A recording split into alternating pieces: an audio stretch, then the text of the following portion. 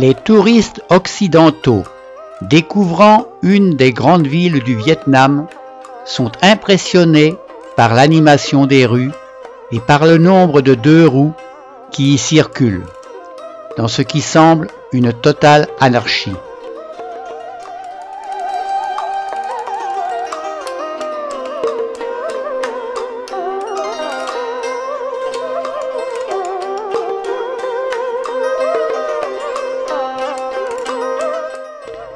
Dans ces rues, on peut rencontrer des véhicules et des chargements tout à fait différents de ceux qui fréquentent les voies de circulation de chez nous.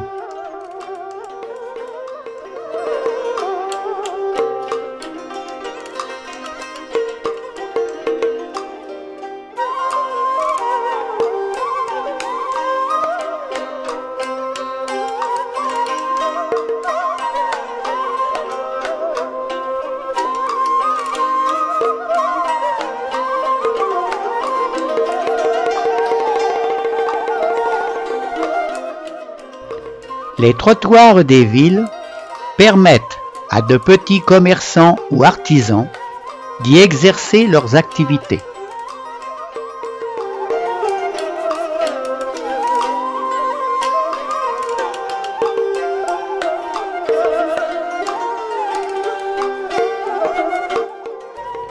Les marchés vietnamiens sont particulièrement animés et offrent toutes sortes de produits aux nombreux chalands.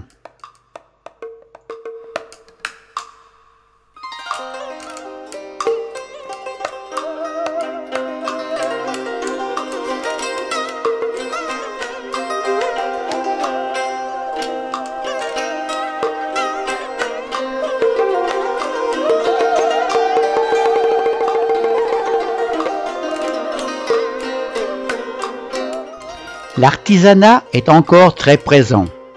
Sculpture sur pierre ou bois, filage et tissage de la soie, broderie, fabrication de bâtonnets d'encens, de chapeaux, de lanternes et d'objets en lac.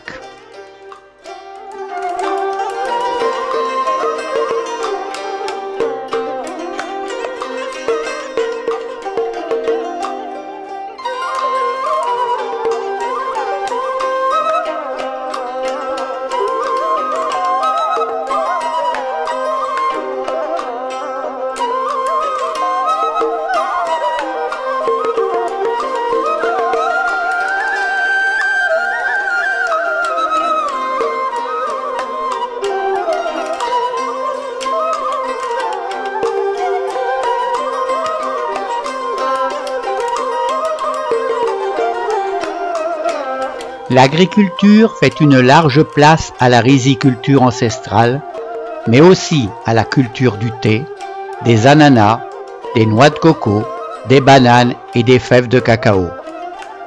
L'élevage du porc y est très répandu, et le buffle est la bête de somme la plus utilisée.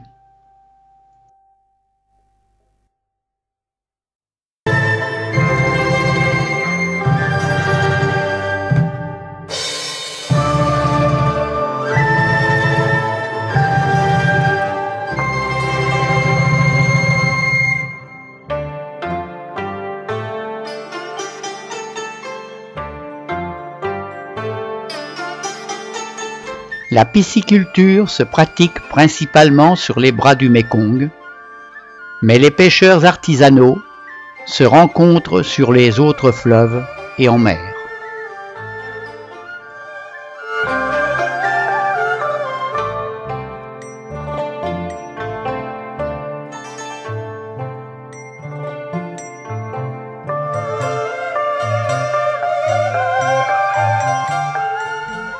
Les bras principaux du Mékong sont fréquentés par de lourds chargements, alors que les petits canaux permettent une promenade plus romantique.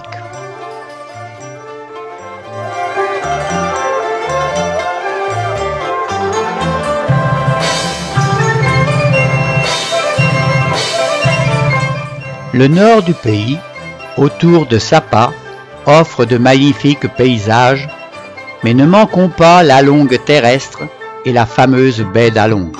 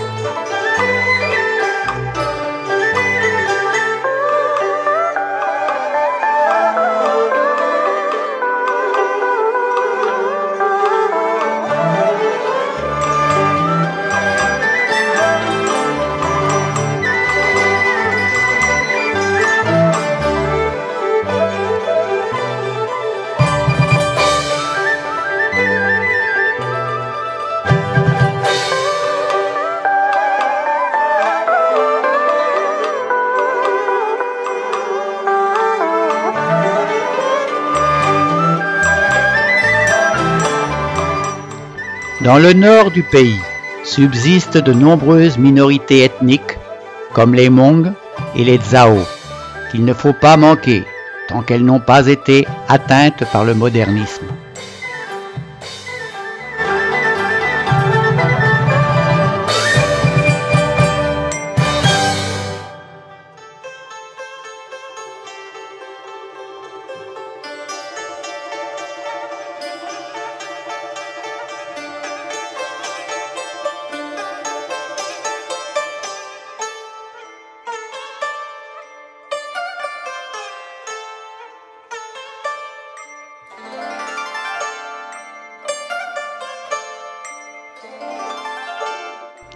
Des monuments construits au temps de la colonisation sont encore présents.